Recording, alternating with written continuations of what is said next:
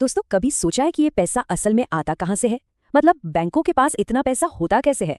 और एक आम आदमी चाहे जितनी भी मेहनत कर ले वो अमीर क्यों नहीं बन पाता? आज हम पैसे के पीछे काम कर रहे इसी पूरे सिस्टम की परतें खोलने वाले हैं।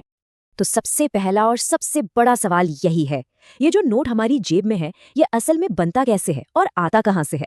ज्यादातर लोगों के दिमाग में सबसे पहले यही आता है ना, कि सरकार छापती है। लेकिन ये पूरी कहानी का बस एक छोटा सा हिस्सा है। और यहीं से जुड़ा है हमारा दूसरा बड़ा सवाल। आखिर क्यों सालों की मेहनत, बचत और समझदारी के बाद भी ज्यादातर लोग वो फाइनेंशियल फ्रीडम हासिल नहीं कर पाते? क्या ये सिर्फ मेहनत की कमी है, या फिर हम सब एक ऐसे खेल का हिस्सा हैं जिसके नियम ही हमें ठीक से नहीं बताए गए? तो चलिए शुरू करते हैं और सिस्टम के पहले राज से पर्दा उठाते हैं। ये समझना बहुत जरूरी है कि पैसा हमारी इकोनॉमी में, हमारे सिस्टम में आता कैसे है। और ये है वो चौंकाने वाला सच। हाँ, सरकारें नोट छापती हैं, ये बात सही है। लेकिन हमारे सिस्टम में जो ज्यादातर पैसा घूम रहा है, उससे बैंक बनाते हैं। जी हाँ, क्रिएट करते हैं। और ये नोट छापने से बिल्कुल अलग चीज है। तो सवाल ये है कि बैंक आखिर पैसा बनाते कैसे हैं? वो एक सिस्टम का इस्तेमाल करते हैं जिसे कहते हैं मनी मल्टीप्लायर। यही वो असली खेल है जो पर्दे के पीछे चलता है।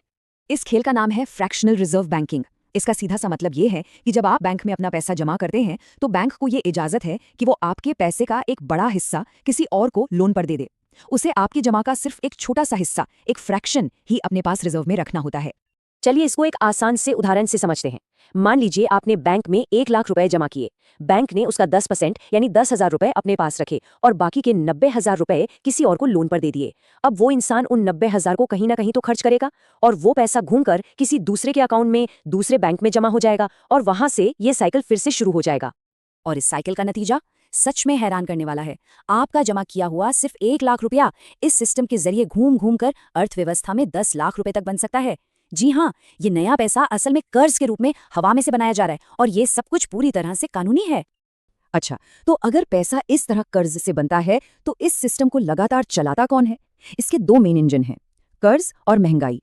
और मजे की बात यह है कि ये दोनों मिलकर एक ऐसा जाल बनाते हैं जिससे बाहर निकलना बहुत मुश्किल हो जाता है।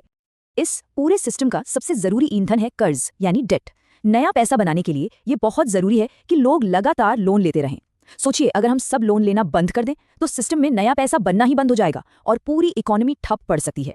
और इसीलिए आप देखिए, हमारे चारों तरफ हमें कर्ज लेने के लिए बढ़ावा दिया जाता है। होम लोन ले लो, कार लोन ले लो, क्रेडिट कार्ड्स तो हैं ही, और अब तो बाय नाउ पे लेटर जैसी स्कीम्स भी आ गई हैं। ये सब इसी बड़ी मशीन का हिस्सा है जो हमें ईएमआई पर जीने की आदत डाल रही हैं। और जब सिस्टम में इतना सारा नया पैसा बनता है, तो उसका एक साइड इफेक्ट भी होता है, महंगाई, जिसे हम इन्फ्लेशन कहते हैं। मतलब जैसे जैसे बाजार में पैसा बढ़ता है, आपके जेब में रखे हर एक रुपए की खरीदने की ताकत, उसकी वैल्यू कम होती जाती है। ये स्लाइड इसे बहुत अच्छे से समझाती है। सोचिए, जो चीज 10 साल पहले 10 रुपए में मिल जाती थी, आज वही चीज 20 रुपए की है। देखिए, चीज वही है, बदला क्या? आपके पैसे की वैल्यू, वो आधी रह गई है। अब आते हैं सबसे जरूरी हिस्से पर। इस सिस्टम में अमीर और आम आदमी दोनों बिल्कुल अलग अलग नियमों से खेलते हैं। जो सिस्टम एक के लिए जाल है, वही दूसरे के लिए आगे बढ़ने की सीढ़ी है। यहाँ एक बहुत बड़ा फर्क साफ दिखाई देता है। एक तरफ आम आदमी है जो एक सैलरी के लिए काम करता है, कैश बचाता है, जो धीरे धीरे महंगाई में अपनी कीमत खो देता है और अपनी पूरी जिंदगी कर्ज चुकाने में लगा देता है। और दूसरी तरफ अमीर लोग हैं, वो पैसिव इनकम के सोर्स बनाते हैं। वो एसेट्स खरीदते हैं और कर्ज का इस्तेमाल करते हैं और ज्यादा एसेट्स बनाने के लिए। तो अमीर लोग अपनी दौलत को इस महंगाई से बचाते कैसे हैं? बहुत सिंपल है, वो कैश जमा करके नहीं रखते, वो अपना पैसा एसेट्स में लगाते हैं, यानी ऐसी चीजों में जिनकी कीमत महंगाई से भी ज्यादा तेजी से बढ़ती है, जैसे कि रियल एस्टेट, स्टॉक्स, सोना या फिर खुद का बिजनेस। और ये एक लाइन इस पूरी सोच को निचोड़ देती है। अमीर लोग पैसे के लिए काम नहीं करते, उनका पैसा उनके लिए काम करता है। वो सिस्टम को समझ चुके हैं और उसे अपने फायदे के लिए इस्तेमाल करते हैं। तो बड़ा सवाल ये है कि क्या इस सिस्टम को जीता जा सकता है? जवाब है बिल्कुल हाँ। और अब हम बात करेंगे उन चाबियों की जो आपके लिए फाइनेंशियल फ्रीडम का दरवाजा खोल सकती हैं। देखिए, सबसे बड़ा सीक्रेट कोई कॉम्प्लिकेटेड फॉर्मूला नहीं है, वो है समझ। इस सिस्टम को समझना ही अपनी फाइनेंशियल किस्मत को अपने कंट्रोल में लेने का पहला और सबसे जरूरी कदम है। असली पावर ज्ञान में है। तो ये है वो कदम जो उठाए जा सकते हैं। पहला, फाइनेंशियल एजुकेशन लीजिए, किताबें पढ़िए, ऐसी जानकारी हासिल करिए। दूसरा, कैश बचाने पर नहीं, एसेट्स बनाने और खरीदने पर फोकस कीजिए। तीसरा, कर्ज को एक जाल की तरह नहीं बल्कि एक टूल की तरह इस्तेमाल करना सीखिए। और चौथा, अपने पैसे को आराम मत करने दीजिए, उसे अपने लिए काम पर लगाइए। तो आखिर में सवाल सिर्फ एक है, क्या आप सिर्फ सिस्टम का एक हिस्सा बन के रह जाएंगे जो बस नियमों के हिसाब से चलता रहता है, या फिर आप सिस्टम को समझेंगे और इस खेल को जीतने के लिए अपने नियम खुद बनाएंगे?